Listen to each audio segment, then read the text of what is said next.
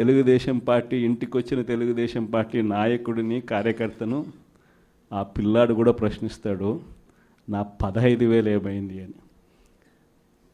వీళ్ళింటికి పోయినప్పుడు ఆ పిల్లల తల్లులు ప్రశ్నిస్తారు, నా 18,000 ఏమైంది అని చెప్పి.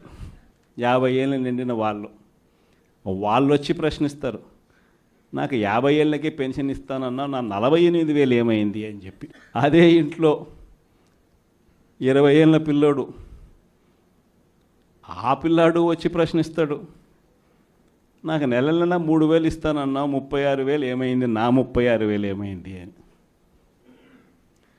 అదే ఇంట్లో బహుశా విజయవాడలో కొంచెం రైతులు తక్కువేమో కానీ కొంచెం గ్రామీణ ప్రాంతాలకు పోతే రైతులు కూడా కండువా వేసుకొని వచ్చే ప్రతి రైతు కూడా నా 20,000 సంగతి ఏమైంది అని అడుగుతాడు.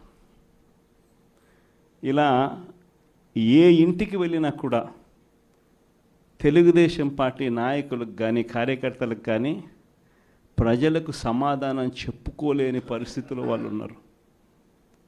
ఎన్నికలప్పుడు ఏదైతే మాట చెప్పాడో ఆ రోజేమో మేము చెయ్యకపోతే మా కాలర్ పట్టుకోండి అని అన్నాడు. మరి ఈరోజు ప్రజలు కాలర్ పట్టుకుంటారేమో అని చెప్పి భయపడి రెడ్ బుక్ రాజ్యాంగం నడుపుతూ ఉన్నారు. ఈరోజు ఏమంటా ఉన్నారు, ఎన్నికలు అయిపోయిన 9 నెలల తర్వాత ఈరోజు ఏమంటా ఉన్నారు, సంపద సృష్టించడం ఎట్టనో నా చెవిలో చెప్తే నేను తెలుసుకుంటాను అంటున్నాను. ఇది వాస్తవాలు. ఇదే మాటలు ఎన్నికలకు ముందు నేను చెప్పా, చంద్రబాబు నాయుడు నమ్మడం అంటే చంద్రముఖిని నిద్ర లేపడమే అని. ఇదే మాటలు నేను ఎన్నికలప్పుడు చెప్పిన, చంద్రబాబు నాయుడు నమ్మడం అంటే పులి నోట్లో తలబెట్టడమే అని చెప్పి. ఇదే మాటలే నేను చెప్పా మేనిఫెస్టో ప్రజెంటేషన్ చేసేటప్పుడు. ఇక్కడ ఇలా నిల్చుని ఇలా మేనిఫెస్టోని ఇలా చూపించా, మన మేనిఫెస్టోని ఇలా చూపిస్తూ వాళ్ళు చెప్పిన మేనిఫెస్టో హామీలను కూడా ఇలానే చూపిస్తూ చెప్పా. ఇది సాధ్యమయ్యేటివి కాదయ్యా చంద్రబాబు నాయుడు చెప్పేటివి. రాష్ట్రానికి సంబంధించిన బడ్జెట్ ఇది, మనం చేస్తూ ఉన్న బటన్లు నొక్కే కార్యక్రమం ఇది, దీనికే ఇంత డబ్బు ఖర్చు అవుతుంది. మరి చంద్రబాబు నాయుడు ఏమో 172,000 కోట్లు సంవత్సరానికి అయ్యే ప్రతిపాదనలు ఆయన చెప్తా ఉన్నాడు. సూపర్ 6లు మోసము, సూపర్ 7లు మోసము అని చెప్పి చెబుతూ మనమేం చేయగలుగుతాము అన్నది కూడా ప్రజలకు అర్థమయ్యేట్టుగా కూడా మేనిఫెస్టో సందర్భంగా కూడా చెప్పడం జరిగింది.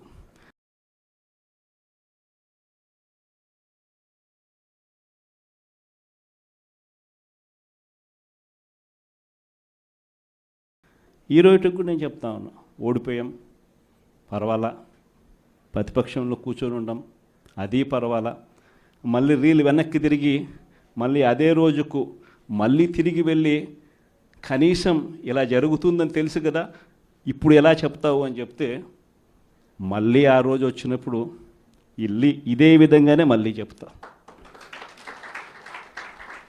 ఎందుకనంటే రాజకీయాలలో విలువలు, విశ్వసనీయత అన్న పదానికి అర్థం అదే. ఎన్నికలు ఎప్పుడొచ్చినా కూడా అదే విలువలు, అదే విశ్వసనీయత అన్న ఒకే ఒక్క పదం మీద మళ్ళీ వైఎస్ఆర్సీపీ మళ్ళీ అఖండ మెజారిటీతో మళ్ళీ గవర్నమెంట్. కానీ ఈసారి ఫామ్ చేసినప్పుడు మాత్రం ప్రజలకు చంద్రబాబు నాయుడు నైజం పూర్తిగా అర్థమైపోతుంది. కాబట్టి మనల్ని మళ్ళీ 30 ఏళ్ళు అక్కడే కూర్చోబెట్టే విధంగా కూడా ప్రజలు ఖచ్చితంగా అడుగులు వేస్తారన్న నమ్మకం నాకుంది. ఎందుకంటే ఈరోజు ఒకవైపున ఇచ్చిన హామీలన్నీ కూడా పక్కకి వెళ్ళిపోవడం అన్నది ఒక ఆస్పెక్ట్ అయితే, రెండో ఆస్పెక్ట్ ఏమిటి అని అంటే ప్రతి వ్యవస్థ నిర్వీర్యమైపోయింది.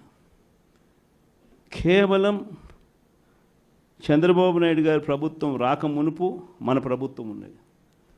మళ్ళీ మన ప్రభుత్వంలో ఎలా ప్రతిదీ కూడా ఎలా పగడ్బందీగా ఎలా జరిగింది, చంద్రబాబు నాయుడు ఎందుకు చేయలేకపోతున్నాడు, ఈ చర్చ ప్రతి ఇంట్లోనూ కూడా జరుగుతూ ఉంది. ప్రతి పథకము కూడా ట్రాన్స్పరెంట్గా, పారదర్శకంగా ప్రతి ఇంటికి చేర్చే పరిస్థితి నుంచి ఈరోజు అన్ని కొలాప్స్. కేవలం 9 నెలలు. ఒకవైపున వ్యవస్థలన్నీ కొలాప్స్, మరోవైపున ఏది చూసినా స్కామే. ఏ గ్రామంలో చూసినా బెల్ట్ షాపులు. ఎమ్మెల్యే దగ్గరుండి ఆక్షన్ పాడిస్తూ ఉన్నాడు. 2 లక్షల 3 లక్షల నీ ఇష్టం. ఆ 2 లక్షలు కట్టడానికి పోలీసులు సపోర్ట్ చేస్తారు, దగ్గరుండి మద్యం అమ్మేట్టుగా. ఎంఆర్పి రేటుకు వాళ్ళు కొనుక్కుంటారు, ఎంఆర్పి రేటు ప్లస్ వీళ్ళ ప్రాఫిట్ వేసుకొని వాళ్ళు అమ్ముతారు. ఏ గ్రామంలో చూసినా కూడా, ఏ బంకులో కూడా ఈరోజు మద్యమే కనిపిస్తూ ఉంది. మొట్టమొదటిసారిగా గవర్నమెంట్ నడుపుతా ఉన్న మద్యం షాపులను తీసేసి ప్రైవేట్ వాళ్ళని తీసుకొచ్చేసినారు. ఇసుక ఎక్కడ పడితే అక్కడ డబల్ ద రేటుకి అమ్ముతూ ఉన్నారు. ప్రతి నియోజకవర్గంలోని పేకాట క్లబ్బులు ఎక్కడ పడితే అక్కడ కనిపిస్తూ ఉన్నాయి. ప్రతి నియోజకవర్గంలో ఏ పని జరగాలన్నా కూడా, ఫ్యాక్టరీ నడపాలన్నా, ఆ నియోజకవర్గంలో మైన్ ఒకవేళ చేస్తూ ఉంటే చేసుకోవాలన్నా, ఏదైనా కూడా నాకింత నీకింత అని ఎమ్మెల్యే దగ్గర నుంచి మొదలైతే చంద్రబాబు నాయుడు దాకా పంచుకోవడాలి. ఇవన్నీ కూడా ఏ స్థాయిలో జరుగుతూ ఉన్నాయనంటే, నిజంగా ఈరోజు వైఎస్ఆర్సీపీ పార్టీ కానీ, వైఎస్ఆర్సీపీ ఎమ్మెల్యేలు కానీ ఈరోజు నిజంగా చాలా మంచోళ్ళ కింద కనిపిస్తూ ఉన్నారు. ప్రజలకు ఆ స్థాయిలో కేవలం 9 నెలల కాలంలోనే ఇంత దారుణంగా పడిపోయినాయి. ఇవన్నీ కూడా ఎందుకు నేను చెప్తా ఉన్నాను అని అంటే, ఈరోజు కష్టాలు అనేటివి వస్తాయి. ప్రతిపక్షంలో ఉన్నప్పుడు, రాజకీయాలలో మరీ ముఖ్యంగా ఉన్నప్పుడు ప్రతి ఒక్కరూ కూడా ఒక్కటే గుర్తుపెట్టుకోవాలి, కష్టం రానిదే సుఖం రాదు. ప్రతి మనిషి జీవితంలో కూడా కష్టాలు సుఖాలు అనేది పార్ట్ అండ్ పార్సల్. ప్రతిపక్షంలో ఉన్నప్పుడు మన కష్టాలు కనిపిస్తాయి, కానీ ఆ ప్రతిపక్షంలో ఉన్నప్పుడు, ఆ కష్టాలలో వచ్చినప్పుడు మనం ఆ కష్టాలను ఎలా ఎదుర్కొంటాం అన్నది మనల్ని లీడర్లు చేస్తాయి.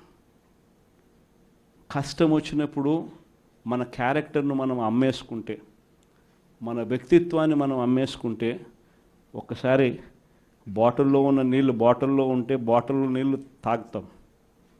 బాటిల్లో ఉన్న నీళ్ళు ఒక్కసారి ఇలా పడేసినామనంటే భూమిలోకి పడిపోతాయి, మళ్ళీ ఏరుకోలేం. క్యారెక్టర్ కూడా అలాంటిదే. ఒక్కసారి విడిచిపెట్టేసినాము అని అంటే మళ్ళీ దాన్ని ఏరుకోలేం. ప్రజల్లో చులకనవుతాం, ప్రజల్లో పలచనవుతాం. ఇది ప్రతి ఒక్కరూ కూడా గుర్తుపెట్టుకోండి. కష్టాలు అన్నటివి ఎల్లకాలం ఉండవు. ఎవరికి ఏ కష్టం వచ్చినా కూడా నా కథ గుర్తు తెచ్చుకోండి. 16 నెలలు నన్ను జైల్లో పెట్టినారు. నా మీద కేసులు వేసింది కూడా మళ్ళీ ఎవరో కాదు, అటు కాంగ్రెస్ ఇటు తెలుగుదేశమే.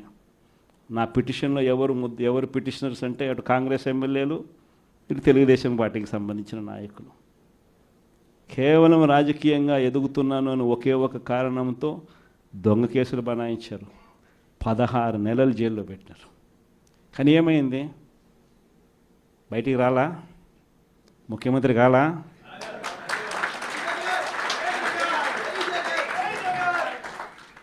ప్రతి ఒక్కరు ఇది గుర్తుపెట్టుకోండి. ఎవరికైనా ఇంతే. మహా చేస్తే వీళ్ళు ఏం చేయగలుగుతారు? దొంగ కేసులు పెడతారు, కాదండంలా బెదిరిస్తారు, కాదండంలా మహా అయితే 3 నెలలు లోపల వేస్తారు, అది కాదండంలా. కానీ ఏం చేస్తారు? 3 నెలల తర్వాత మళ్ళా వస్తాం, రెట్టించిన ఉత్సాహంతో మళ్ళా పనిచేస్తాం. ఎవరెవరైతే మిమ్మల్ని జైల్లో పెట్టే కార్యక్రమం ఎవరెవరైతే చేస్తారో, మంచి చేసిన వాళ్ళని గుర్తుపెట్టుకోండి, చెడు చేసిన వాడిని గుర్తుపెట్టుకోండి. ఇద్దరిని గుర్తుపెట్టుకోమని చెప్తాను. ఊరికే చూస్తూ ఊరుకోం. వైఎస్ఆర్ కాంగ్రెస్ పార్టీ బ్రతుకుతుంది. వైఎస్ఆర్ కాంగ్రెస్ పార్టీ ఈ రాష్ట్రాన్ని ఏలుతుంది అని కూడా ఈ సందర్భంగా చెప్తాను. మరో 30 సంవత్సరాలు ఏళ్తామని కూడా ఈ సందర్భంగా కూడా మరి గట్టిగా కూడా చెప్తాను. కాబట్టి ఎవ్వరూ కూడా వైఎస్ఆర్ కాంగ్రెస్ పార్టీకి సంబంధించిన ఏ కార్యకర్త వెంటికి కూడా పీకలేడు అని చెప్పి కూడా ఈ సందర్భంగా చెప్తాను. ఇది ప్రతి ఒక్కరూ గుర్తుపెట్టుకోండి, ఒక్కటే గుర్తుపెట్టుకోండి. ఈసారి జగనన్న 2.0 కొంచెం వేరుగా కూడా ఉంటుంది. ఈసారి జగనన్న 2.0 కార్యకర్త కోసం ఎలా పనిచేస్తుందో కూడా చూపిస్తుంది. ఇది మాత్రం నేను ఖచ్చితంగా చెప్తా ఉన్నా. ఎందుకనంటే జగనన్న 1.0లో బహుశా కార్యకర్తలకి నేను అంత గొప్పగా బహుశా చేయలేకపోయి ఉండొచ్చేమో. ప్రతి పథకము ప్రతి విషయంలోనూ కూడా మొట్టమొదటిగా ప్రజలే గుర్తుకొచ్చారు. ప్రజలకు మంచి చేయడం కోసమే నా టైం కేటాయించా, నా తాపత్రయపడ్డ ప్రతి విషయంలోనూ దానికోసమే అడుగులు వేశా. కానీ జగనన్న 2.0కి వచ్చేసరికి మాత్రం చంద్రబాబు నాయుడు కార్యకర్తలకు పెడతా ఉన్న ఇబ్బందులు చూసా, కార్యకర్తలు పడతా ఉన్న అవస్థలు చూసా, కార్యకర్తలు పడతా ఉన్న బాధను గమనించా.